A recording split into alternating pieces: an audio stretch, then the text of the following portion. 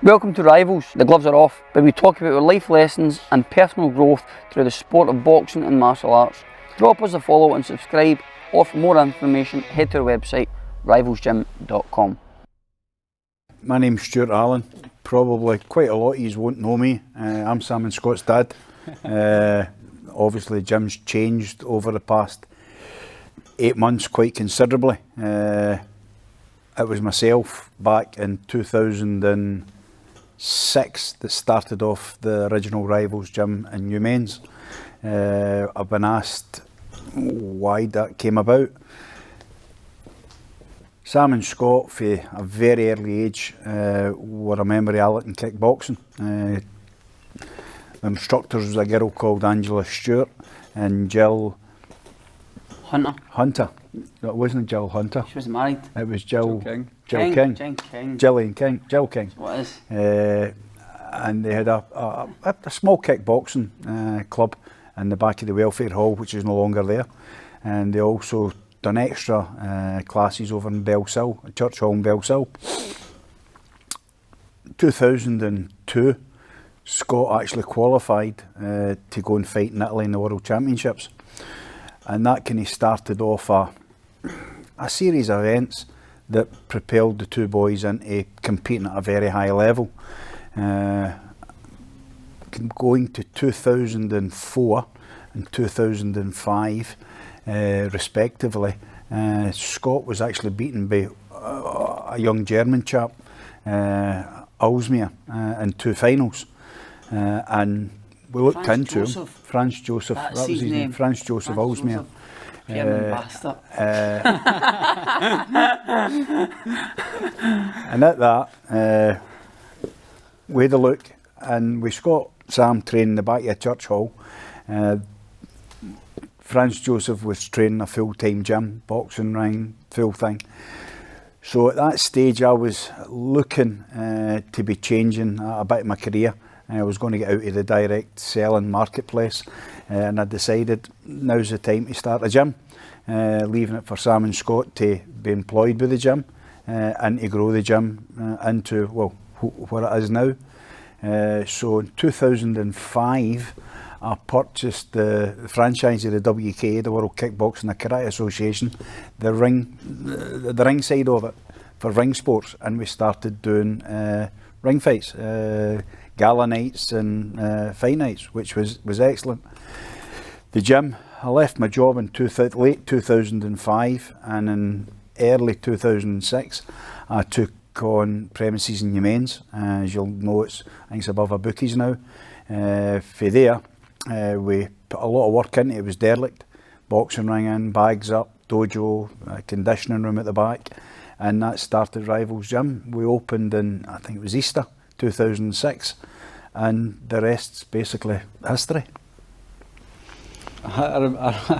You see that when we opened, I remember being in 2 weeks and I sacked you. He had left school, Scott hadn't he? Scott got his job. 2 weeks and I sacked him. Actually, I remember. I had to leave school and start working. I was 15. 14, I think, I don't know. I was doing the school run, 9.5 read in the gym for 4 o'clock. Got sacked. What did you sack me for? I think it was, I think you passed all your different warning stages at that. I think it was actually. I didn't get a warning. I just get to tell you out. I actually think at the time it was just for not doing what you were told, and that was that. Thankfully, you come back very quick. The time you were in between playing football and kickboxing, and I think the team had just moved up to Blackburn, and you decided that you were going to go for the kickboxing side more than the football side, and that the rest was history for you. Scott, he tried football about 2 months and we decided it wasn't for him. We put him in goals and he ran the full length of the park to hit a centre forward, so we said it's just not for him. I actually ran the football team and I had probably more kickboxers in the football team than football players. teams were quite scared to play us at the time, I think. I tell my kids that now, like we got a lot of fitter players in the gym, wanting to get their strength and physicality up, and we see them like 6 months when they spend a bit of time with us, they're brutally just more stronger, they're more confident on the part because the skill sets that we're teaching them, and then before you know it, they've got a load of kids with the same fitter team coming in to improve that. Well, if you can mind right, back in Humans, we actually trained football teams, and when we moved to Wishaw into the old Whizzes Castle, we actually had teams coming in quite regular to get trained. It's Wishy Wickham, I think. Wishy Wickham and Humans, with a few different teams. And it's still to this day yet, a lot of football teams go to martial arts schools to build up that confidence and fitness. We're actually in talks to do with Montfleet Bride, a team in East Kilbride that's wanting to bring their girls team in. Is it yet Farham? No, it's East Kilbride. Yep, Farham's Hamilton, I think. Aye, well, we're in talks to that to get started. The girls, get the girls a bit stronger and stuff like that. So I am excited about that. Very good. What made you put us into kickboxing? That was actually more your mum. What we'd actually done was there was a karate school in Humans. It was run by the Sherrys in St Bridget's school, and that was a karate school I went to when I was a kid, and we enrolled the both of yous in it, and Scott was bullied, and you were just too quiet. You were just, it was you that was bullied, I think, because you were so small and you just didn't like it. I think it was just the regiment of the karate, and when the... I can remember that one class, he didn't want you to fight, didn't want to be involved. And I can mind yes sir, no sir, I didn't like that. And when the girls started Allerton kickboxing, your mum was just she's like, right, come on down there, we're desperate to get you into something. There wasn't a lot in Allerton for kids to do. What did you hear about it? What? What did you hear about it? Because back then there was no marketing, no social media. So what did you hear? I remember going to an open night, and Jill and Angie were sitting at the top table where remember the welfare hall we used to train in at the stage at the back. Aye. And they had a wee table, and it was like what I imagine it the new being is like, so they were dancing school set up. Aye. And you get in and they do a wee pitch, say how we're going to start the classes, and then I remember going to a night like that, and everything carrying on, and then all the veins signing up. Jill and Angie must have been like, oh no, look at all these veins. Bastard veins for Alan. There was a very, very big school in Allerton, because at the time Allerton, Jill and Angie was affiliated to Ajaxa, David Baptiste, and David Baptiste used to have 4 competitions, finishing the Scottish Championships in Belsill every year. And with the kids section, they used to line everybody up against the wall, and then it would have been cut off height wise. Small and tall, wasn't it? Small and tall. Small and tall. And then if it was... I remember winning my first Scottish title in that. I think I must have been 8-year-old. And I remember, it was that day, I remember like, you saying to me, how do you feel, Sam? I feel great, you're buzzing, you're full of adrenaline, it's like bottle that feeling up, and anytime you need to feel that feeling, you take a wee drink of that bottle. And that's like stayed with me for my life, forever. Any time anything's got tough for me or difficult, it's like, get back to that point when I was 8-year-old, not a care in the world, feeling that high and adrenaline rush, take that sip of that wee bottle and that feeling, it gives me goosebumps, think about it now. Actually. I think I can mind the guy you were fighting in that, and I think we've still got the trophy up in the house. He was, if you were at primary school, he was at high school. That was the kind of difference. There was a massive difference, and he was bigger. He was the kind of tallest. I think one of them beat Scott, and I went to Scott and says, "Don't worry, I'll beat him for you." I think you're probably right. There was a lot of brothers. You used to come up a lot. I beat him, and then I had the bigger brother in the final. I think if I remember you saying that he was much bigger and older than me.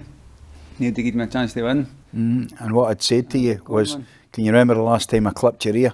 You were crying, and you went, aye. I said, do you still feel that pain? You said, no. I says, well, see when you're in there fighting, that pain will only last for seconds. But you won that. That'll last the rest of your life. And you went in and fought like a wee warrior and beat the guy. The guy left the mats crying that day. But it certainly started off the competitions were, you know, they were back on. Some of the times there wasn't even mats on the floor. It was tape on the wooden floor. Was it one at the Welfare Hall? Yep. Done one in there. I remember going to that and it was tape. It was like 2 or 3 areas of tape. And there was another one in Glasgow used to be taped off. Phenomenal. And then we used to Dundee, Perth, Dundee, Competition, Alan. Pennycook. Aye, and the I can beat you, Alan. That was a total robbery. They gave you that decision. And I was raging. They gave you the medal. Did he fight in that? That was Pennycook. That was the sports centre in Pennycook. Well, my wee brother, And it was points. they gave you because you kept on throwing your gloves up in there. You win. So they're like, Sam, you need to let him win. No, I'm not letting him win. And then they gave him it, and I'm like, no, he didn't beat me. The final was a round robin. And it was a round robin, and you actually won the gold medal that day. And it was, I'm sure it was Pennycook, because the journey back home, you were very, well, Sam was very quiet back in the motor. I think at the time, I think mobile phones, I had a big brick of a mobile phone at the time, and I'd be phoning your gran, basically, how did the boys go on? Oh, we got a gold and a silver, Scott beat Sam in the final. It was silence in the car. But Didn't he beat me? Still on the ground. No danger. Not a loss. I think 25 years later. before the gym actually opened, we'd done our first fight night, and I think it was 2005 in the December 2005 was the first fight show we done. It might have been 2004, but I think it was 2005. And that fight night's been going ever since. We've never ever changed. We'll always do the first Saturday in December. So that's gone back a number of years now. It's coming up in 19 years. Wow. You know, 18, it'll be a couple of years down the line, and that'll be us doing December. No missed December, have we? 20 years, Wow. which is amazing. And again, the Welfare Hall, you look at some of the kickboxers that have fought on that show. Chad Sugden. Aye. Chad Sugden. Boxer. Aye. Ronnie Clark fought in that. Ronnie Clark fought in Lyle. that. Ryan Lyle. Right back to, who's my brother down south? Boxer. Chantel Cameron. Chantel Cameron fought on it. She Aye, she fought fought that show, aye. That's Her mad. dad, That's great. That's mad. Now she's fighting Katie Taylor for. yep, and she fought in one of Undisputed. one of our shows back in Allen Welfare Hall. That was Dave Ryan at the time, wasn't it? Dave She was the Ryan. coach. Her dad, I was talking to her dad the last show we were at, and he says she's come on a long way for the Allen Welfare Hall, Stewart. I says, aye, ever so slightly. I think she actually gave, I think it was Natasha Walker. Chantel was just a beast of a kickboxer. She was just I don't think she lost a kickboxing fight, and then she went for Dave Ryan. Neil Kelly was it? Neil Kelly. A few, hasn't she? She's done a few in there. But there's been some celebrities actually fought in that show in the Welfare Hall. That's class. Walkway in at the back. It was quite good. You need to pull out some of the old videos. I think we were going to eat, cause I remember when we were, I fought a wee kid for England, and Charlie Parvin come up to see me. He says, "No, listen, I've not got all night," and I walked out there. I had sombrero hat on, and I must have been about 10 minutes walking to the ring. And I looked at the guy in the first round. I spoke to Charlie after. He says, "Aye, you're lucky you looked at me after it. That entrance was a disaster. You're thinking for ages." I said, "Aye, well." That was what was his name? Met him in America when we used to go to the US Open. Someone tells me it was Damien. Damien. Was it? Damien Hood. So it was. Damien Hood. It was. Aye, it was. And we met Damien It was. out in America, and he's actually fought in the same tag team in the ISK World Championships. That was madness, aye. And that was the something, that 2004. Yeah, I think. 75 marks going all day. It was just incredible. That tag team, we got a bronze at that, didn't we? I remember fighting the two guys. There was the guy my height, and then he the bigger guy. And every time the bigger guy came in, you kept on running at me and tagging me in. You're shot. We didn't know the game back then, like, because they kind of played us. They were going in the back of the mat, tagging them in. They were shooting in and scoring the point. So they did. And we were let's go on. And by the time we started training with Lex Easton, around about that time, didn't we? And we want to fight. We want to have a go.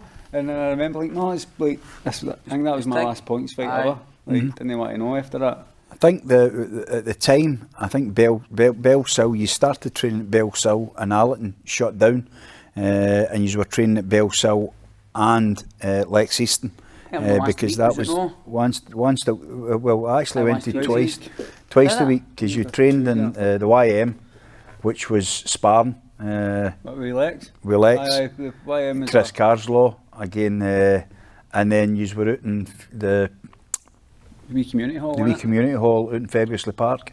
He's trained in there as well. So that was twice. Jackie Mills. Jackie Mills. A lot of good fighters. You were twice out there a week, and then twice at Belsill.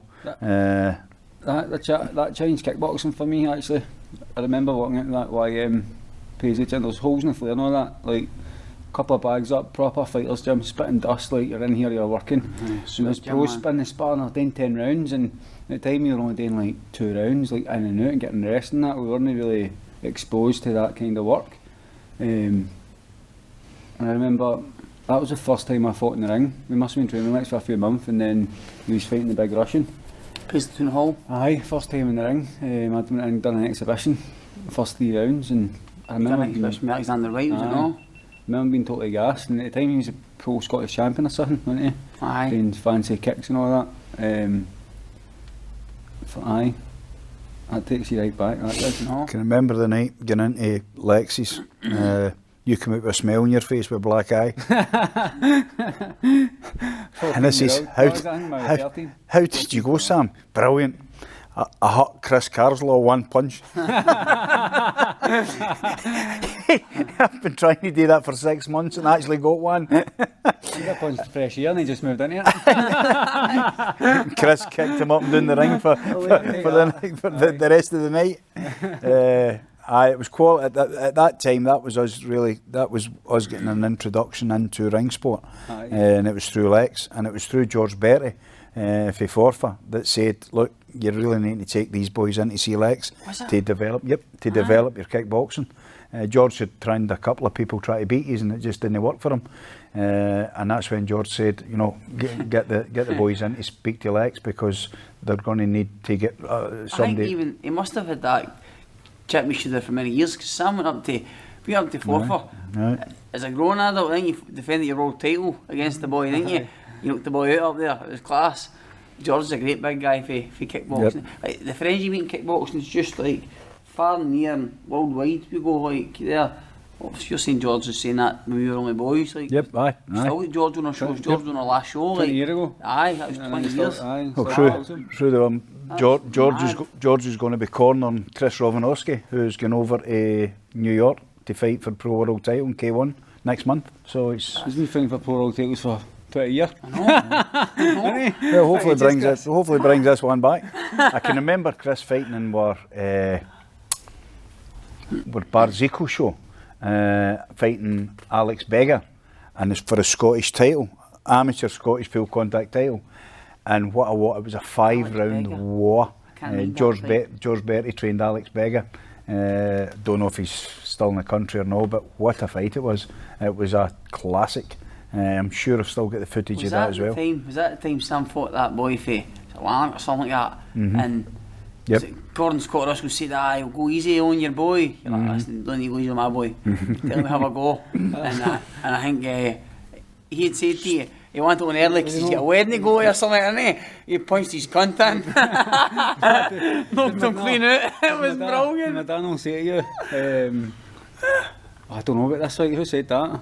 Me. I said to it was Greg. I said to Greg, I'm not so sure about this. And I think Scott was with Greg at the time, said, forget it, Sam's going to stop the boy. I says, okay, no bother, I'll let you go with it. Boy came out with army shorts rolling like hard as nails. Sammy's wee podgy belly came in and just welcome, man. 3 rounds. That's what's been great for me. Like, jumping in the ring and I have got... Scott's got a 6-pack and he's like ripped like big Ivan Drago, or wee Ivan Drago. Wee Ivan Drago. and I'm the opposite. My belly's hanging in my trousers and people must look, he's not a fighter. And then when I start fighting, like, oh, he can fight, he can have a go. Mad. I remember being 16 actually, and we're heading up to Fraserburgh on Albert Ross's show, and I'm fighting the guy, I can't remember his name, but I was 16 at the time. David Tom. And he's 32, and he'd like more knockouts than I had fights at the time. And my mum was like, you can't fight him, Sam, he's a grown man, you know, he's 16. I can't remember if she said it to me direct or if I heard her saying it to my dad, I don't know. And I schooled him. I was like, the 16-year-old, and all my pals were there, and at 16 you're a hero, aren't you? Like, I just done this, Dad. He's 30-year-old. No, I'm 30 now, and I'm like, oh, that's not old. A 16-year-old. I seen on Facebook, Ron Gray's going to have his final show in a couple of months, and that takes us right back to Scott's first pro fight. Can you remember that? Fighting the grown man. I think Ron, your purse was Mickey Dufford, was it? 30 quid. Aye. 30 quid. 30 quid for a purse, man. You got a chippy with it. Aye, fantastic. I was at the shop actually just a couple of days ago, and we were talking about money and fighting and stuff, and the guy at the shop, are you still fighting? I said, aye, I'll be back in the ring this year. Kickboxing, my brother's boxing. Oh, does he make good money doing that boxing? I said, like, you do it for free, you do it for the love of it. Like, you're doing it for the love of it, absolutely passion. I think you're not doing it for the money, because unless you're like there's no money in the sport unless you're top level, like, you're not getting any money. I don't know. You're pennies, absolute pennies. But that's pure love of the sport, man, a passion for it. Like, it's amazing what we've created from now to New Mains. You having like the New Mains gym back 2006, was it? 2006. New Mains gym was a great gym. It served a great purpose for what we were doing at the time. Everybody that went to New Mains gym was a fighter. Aye. And it meant that at the time, when we were going down south for a competition, or we were going, it was everybody that went. It was every parent. It was every person there. We always got them matched. I remember the time we went down to Wales, and we had the 54-seater, and it was for our rivals, gyms, fighters and their parents, because we were just going down. Everybody was fighting. That was Denzel Lawrence's show. We remember the big world title fight at the end. The kid for Denzel jumped out the ring. Jumped in the ring and let something in the crowd. So it was... somebody stole his mom's seat. That's what it was. Somebody stole his mom's seat. All good fun. Class. Right, well, update. I suppose when you think about where the gym, the reason I started the gym was to make sure that you two had the best opportunity to train in the facilities that everybody else was training in. And that, for me, in 2008, when I took both of these to Berlin for the WK World Championships, and both of these come back World Champions, that was your first gold medal at 17. Was it? Berlin? Berlin. Aye. Was that? 2008. Was it? 2008. And then we went for Berlin to America, Florida, where both of won your respective golds again. That, to me, within a very short space time, possibly just over 2 years, the gym had served its purpose, where it had two boys, world champions.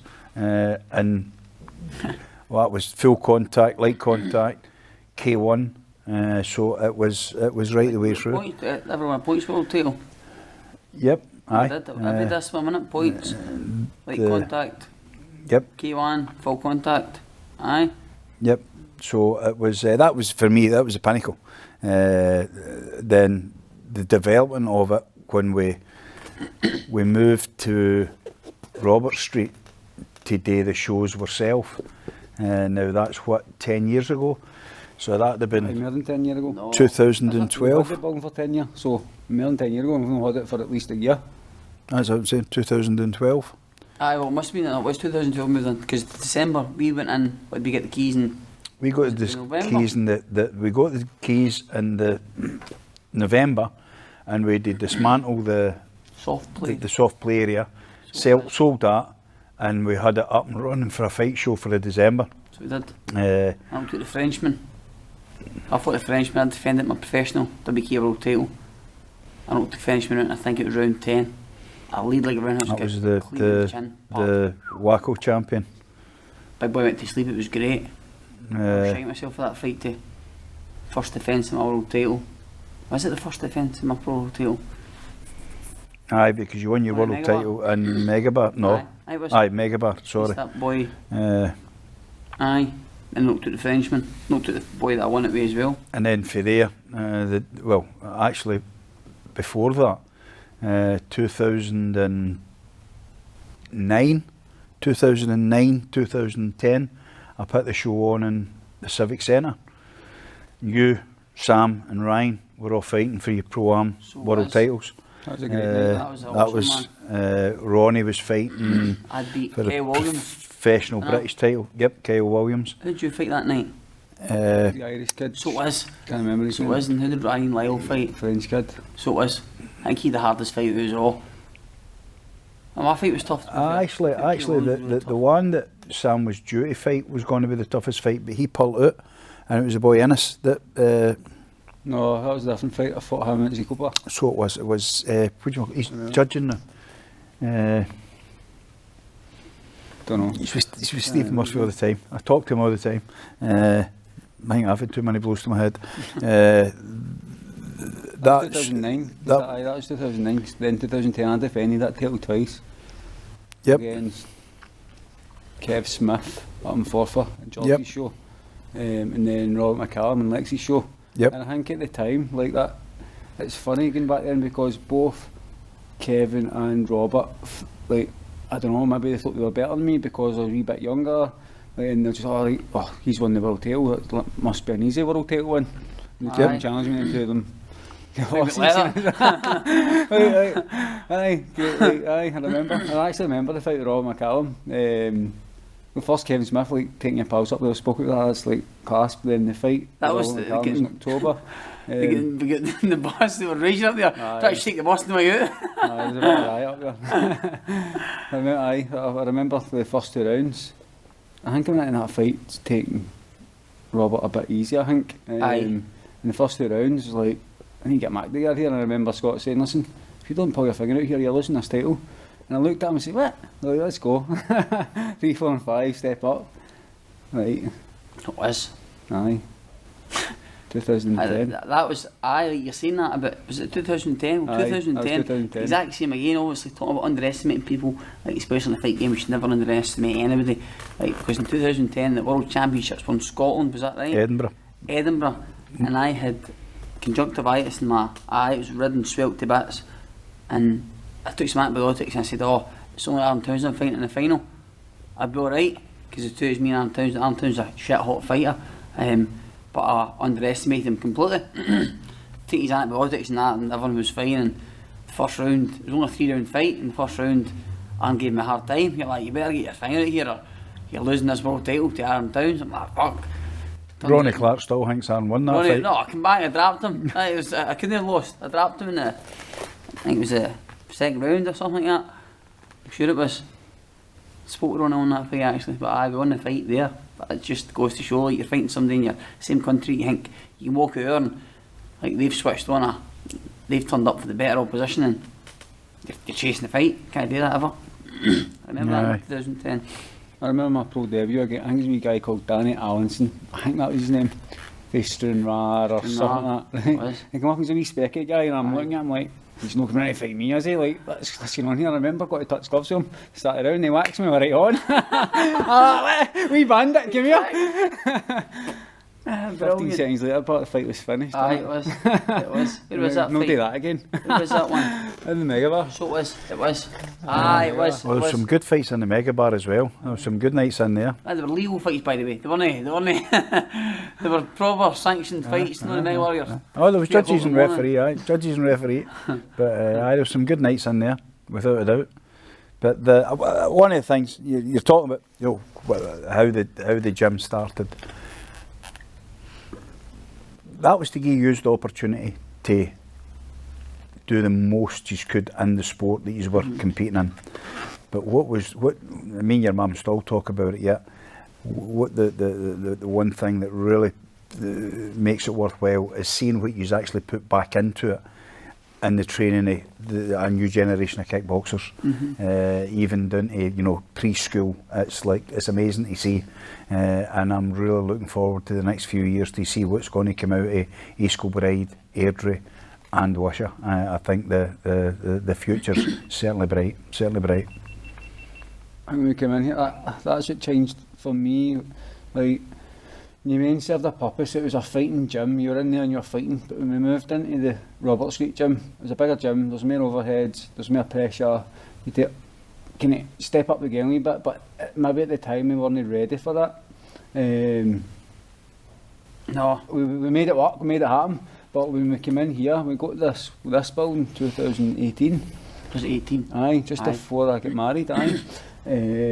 And we came in and we've come in with a vision. We had the vision at Robert Street, but because we've come in here and we've invested, we've took a mortgage on the building. We've totally invested. We're all in on it. Aye. Like, and for me, training somebody. So if somebody wants to come in, they want to compete. Great. We've been there together. Me and you, Scott, right through everything. Right, so we know what it takes to get to a level, so we know we can take somebody to that level. But for me, it's creating that impact. Like, I was in the shop just before Christmas, and a big guy came up to me and said, Sam Allen, for Rivals Gym. I said, aye, how you doing? He's like, you might not remember me, but you coached me when I was like 5 years old, and it was only for a couple of years, but that stayed with me forever. And that's why I'm doing this now, because it's creating a massive impact. Like, somebody came off the street, I can't even remember who it was. I coached him over 10 years ago, and he's like, what you done for my life is outstanding. Like, and if we can do that at scale, now we're opening. We've got East Kilbride open, we've got Airdrie open, we've got a main location in Wishaw, and the plans are massive. So if we can replicate that and change your life, say thousands, like open more gyms, train instructors up like the way we do it, and then if they want to be part of the fight team, there's a path for that. Aye, The pathway's there. It's not like come in, you just fight. It's not like that. It's about gaining confidence, life skills. It's going to serve you through your full life. It's going to make you proud of what you've like done for something. Makes me proud every single day when I'm coaching a total beginner to a high level athlete. It's the same for me. It's getting that across. It's replicating what you have done for the people that want to do what you have done. I mean, if you think to what in kickboxing, Scott defended his world title 7 times against 7 champions.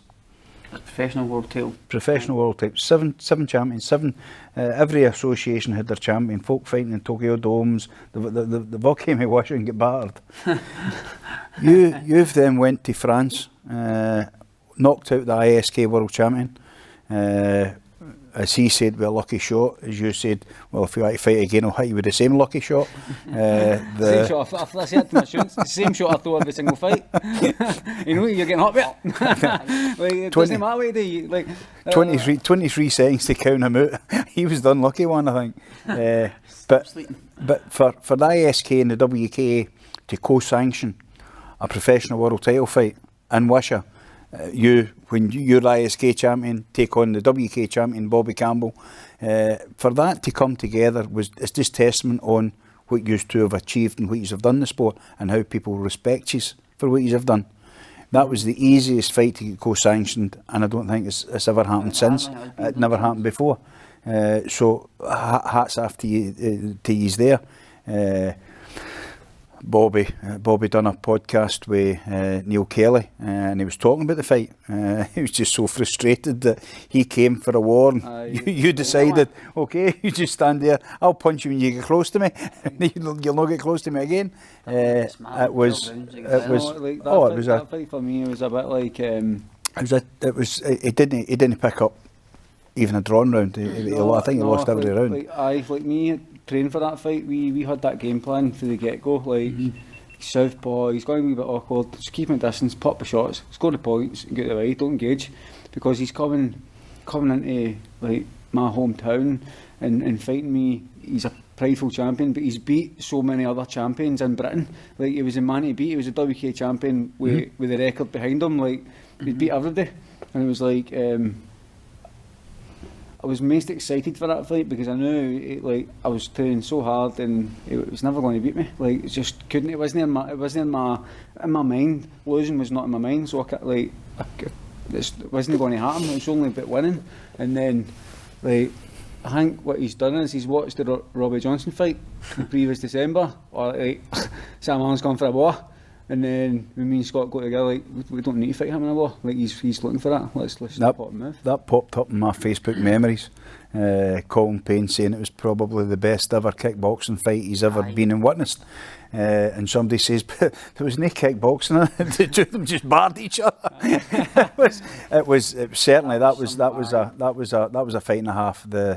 And you see that, like, it's fight and a half, like the friendship we've created with Robbie Johnson. Oh, like, cracking guy, cracking gym, cracking everything. Yep. Kickboxing, period. It was nice to see him getting out, fighting again, and finishing off, retiring in a win. I think he fought the guy that ate all the food. What was his name? Jaraco. Jaraco, Jurushka, He's doing seminars and that. He's doing alright enough for himself, I think. Good. There's been some stars in the gym. There's been some stars in our fight nights. It's been phenomenal. One thing I remember after that fight, I remember me and Michael Robbie Johnson up in the top of the old changing rooms, and we're lying like kind of cuddling into each other with a bottle of beer, a bottle of bud. Like, didn't know we were in a fight or no. I actually had to go to hospital that night. I was concussed. I remember, I don't know, I get drapped, never been drapped. I got to the right horn. I'm like, hey, I've just been hit with a brick here. I look at the Scott team, get fucking up, what are you doing? Going, I've just been hit with a shot, Scott. I got up, and then, was that round 2 or 3? I can't remember. And then round 4 I got a tanking, and sat down at the end of round 4, and Scott said to me, listen, I'm pulling you out. No, I'm not watching. I'm looking at him in disgust, saying, what? You're not pulling me out, I'm winning this. Just get hammered. And then came out in the fifth round, and I think like that. Like, you dropped in 2 standing 8 counts. I got a couple of standing 8 counts, and I was about half a second away from getting Paul, getting the towel through, and just getting the fight stopped. The crowd was silent, and a good 500-600 people in Robert Street that night.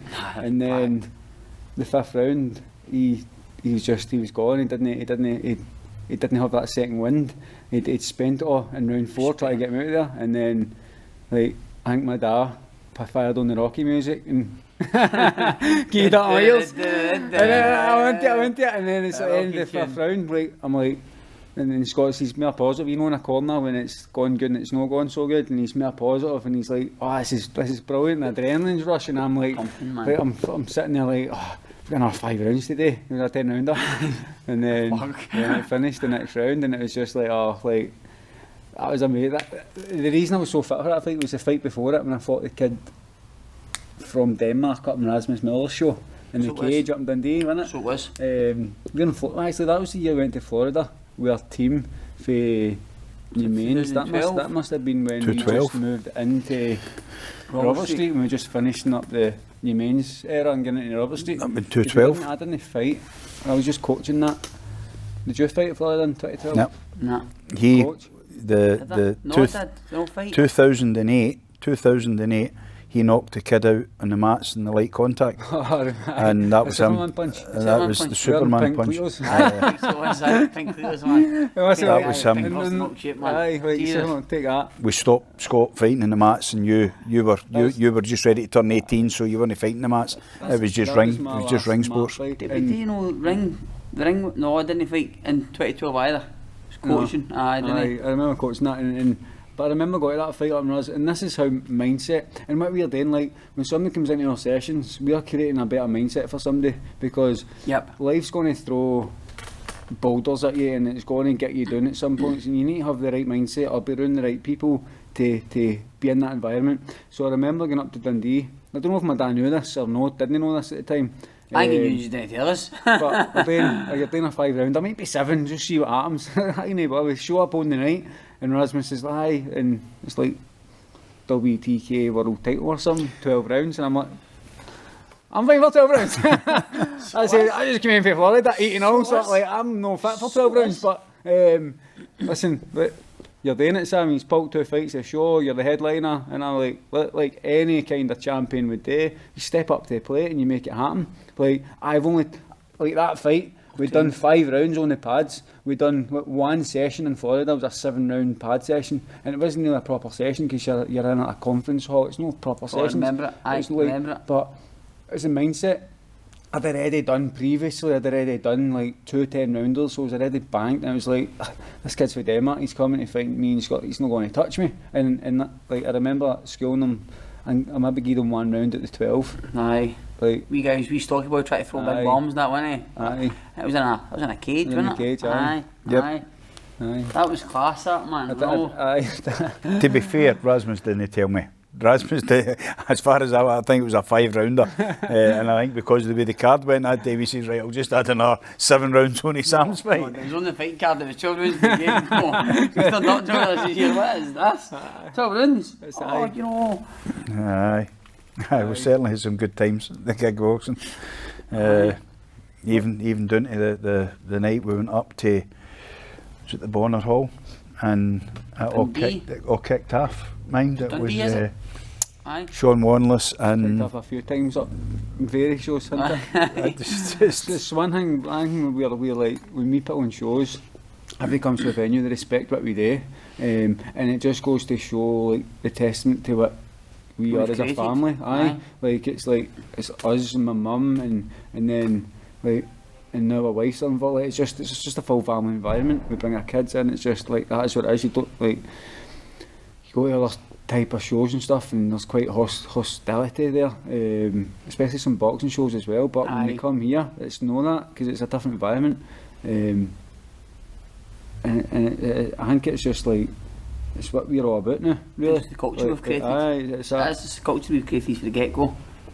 It's great, and even getting that back into the likes of the kids. I know we keep going back to the kids, and I mean that's where it all started. That's where it started for us. But at the same time, we didn't have that culture created because nobody created that culture for us. We've created the culture ourselves for our community and our environment across now multiple locations, rather than being fixed minds with a one band team. We're now we've got 20 full-time and part-time staff on board with us, like creating this outstanding environment across multiple facilities, and it's just watching the growth phase, if you want. We're still very early days into a growth phase, never near complete, never near the finished article, but we're always looking to the adaptations of where we can grow, and most importantly, where we can help each other and where we can help other people in the community. And I think that's how we grow as fast and as big as what we have. Even the past year, like it's all about impact. Like if you want to go and create something and you want to have a gym full of fighters, you're not creating as much impact as that, because not everybody wants to fight. Nah. Like everybody wants to be part of something which is a greater cause for the community, for what it serves. Like when you come in here, you're meeting new pals, you're just being like-minded people, and that's what it's all about. I think one of the biggest things that have helped you with the growth, the arrival of COVID and the shutting of gyms, a lot of people basically just shut down. We didn't. We were down here working to see what can we do, what can we get ready as soon as the gyms reopen again. We spent 2 years redeveloping this place from start to finish. Remember you took the half? We were challing to the window. Can't do that! Didn't see you for a week. There was a few health and safety issues there. That was brilliant. I'll never forget Actually, the ceiling Lord and whatnot. I actually left and phoned an ambulance just in case. I said, "You hang about Kenilworth Avenue. My two sons might kill somebody." We were chucking bags of rubble at the window. And John Henry, if you're listening to this, it was your trailer that the stuff was landing on. So we tried to snap the trailer. Oh man! And I think like COVID was a great thing for us. Is like what we because when we first got this building, there was everywhere offices, and it just. And we came in like, we've got this big vision and it's going to be like a 5 to 10 year process. But when we were shut down for 12 to 18 months, it allowed us to come in here, boom, rip it out and get it, do what we wanted to do it. And now we're a safe place, like a community hub for everything. Like you can run your events, we can run our sessions in here, our kickbox, our martial arts stuff, and more and beyond that. Then what we can do, helping with our charities, raising events, just everything that we can do. It's phenomenal. And it goes back to that mindset thing. Like you said, other gyms shut down, and we all done the Zoom classes and that, but we were doing here like we probably work more hours within our gym in here. So at the other end of it, we can do what we can do. Yep. That's it. For me, that put us a good 4 or 5 years in front of where we would have been. And well, you just got to look at up the stairs and down here. And that was down to, okay, there was nothing else to do, bar work, and we worked rather than just sitting back doing nothing. We've actually built something that's actually worth talking about. 100%. And as I say, I'm looking forward to next year already, just to see the amount of Rivals Gym students turning up at the WK Scottish Championships. I'm really looking forward to that. I'm looking forward to seeing a decent number and winning golds. That's what I'm looking for next year, and that will be a full circle. If we started in the men's, the WK didn't have any competitions running. I took on the WK in 2007 with Andy McCracken, and we done our first competition in February 2008, and the first World Championships we went to was America, Florida. 2008 we went to Berlin and then Florida. We did. And well, you get disqualified in the Trice Cumbernauld fighting the boy for down south, Paul Docherty, disqualified by using the leg contact. What? I think Paul said stop and you didn't. He just carried on. That's like our 3 or 4 different mats. There was a wee bit of bad blood at the time. So 2008 was when Rivals Gym first turned up to a competition with a Rivals Gym suit on. Next year will be 2024. So it's wow. It's 16 years competing in competitions and the WK competitions. Brand, our logo like on it, it was such a long time. Like, in the blink you miss it. I feel like it's the men's gym is sweat and dust, and your men's gym again. That's like in your men's gym was derelict, and we went into that, painted it, swept it, carpeted it, put a boxing ring in it.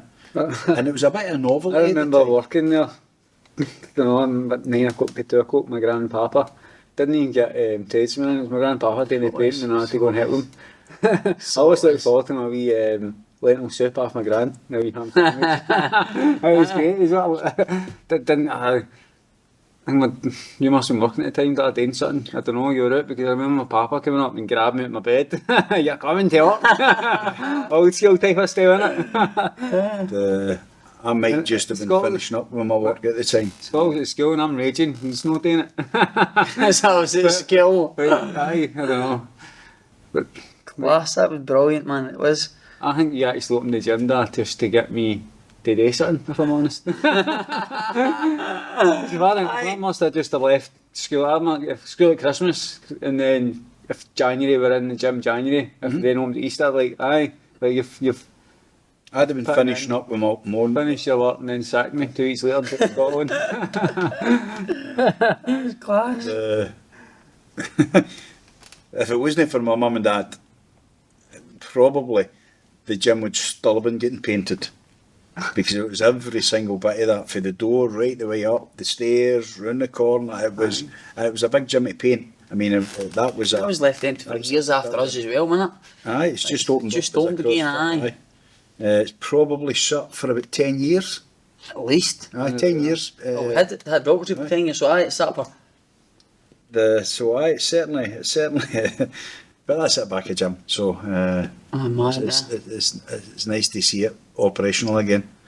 Aye. But I'm looking forward now for you can carry on doing the painting, but don't think that me and Oh, money like, we you can know, get into doing it. we're past that stage, we'll get the tradesmen in to do that, man, like, no. The sustainable business we've developed, we can pay tradesmen to paint. I'm not painting anywhere. I'm still working, so I'm going to need to get a week going with my work. Well, you enjoy your work, and thanks for sitting down and getting a blather with us. Great chat. Aye, Good, fantastic. Doing old stories, innit? class. Alive again. I'll Aye. catch you later. Nice one. See you next week for more content.